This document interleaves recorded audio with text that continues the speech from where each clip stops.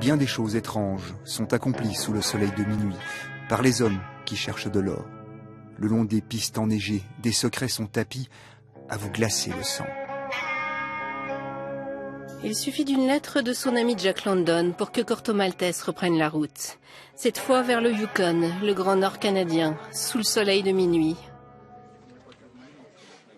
Ils étaient plusieurs sur les rangs. Ce sont finalement les Espagnols Juan Diaz Canales et Rubén Pelerero qui ont reçu la lourde tâche de ressusciter le héros d'Hugo Pratt.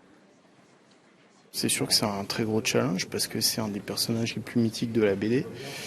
Mais de ce que j'ai vu pour l'instant, je n'ai pas encore lu l'ouvrage, mais déjà le graphisme est très très proche de la patte de Pratt, donc c'est déjà bien, quoi.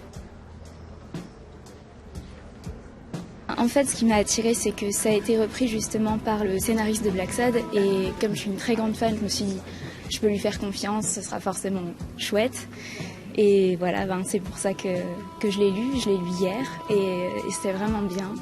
Et c'est un personnage qui a vraiment beaucoup de charisme, et c'est ce que j'ai beaucoup aimé dans la BD.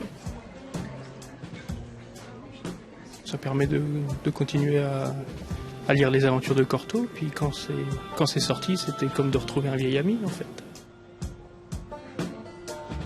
Pas de révolution, c'est un bel exercice de révérence à un maître de la BD qu'ils réussissent. Avec un Corto moins romantique, plus hidalgo, signature des auteurs espagnols au juste signe des temps. C'est inéluctable que même Rubén que moi apporte quelque chose au personnage, c'est normal.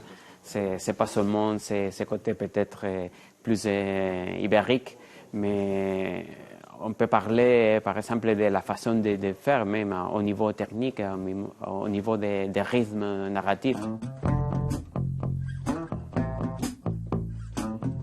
Hugo Pratt avait déjà le sentiment et l'idée qu'il avait créé un personnage classique.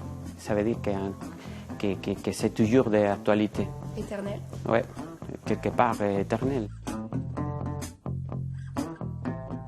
Et je pense que pour la plupart des lecteurs de Corto Maltese, c'est une question de retrouvailles. C'est un vieux ami qui revient.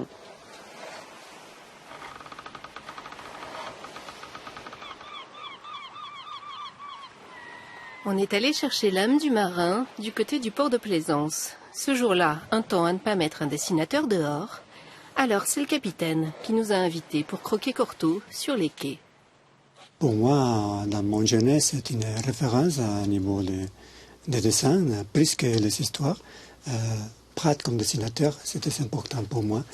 C'est après que j'ai fait la connaissance de Corto Maltese, j'ai tombé amoureux.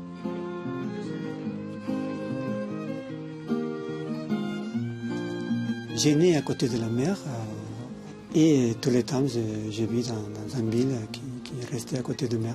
Pour moi, la mer, c'est très important pour ma vie. Corto Maltese, marin au long cours, a eu plusieurs vies. Alors pourquoi pas quelques-unes de plus?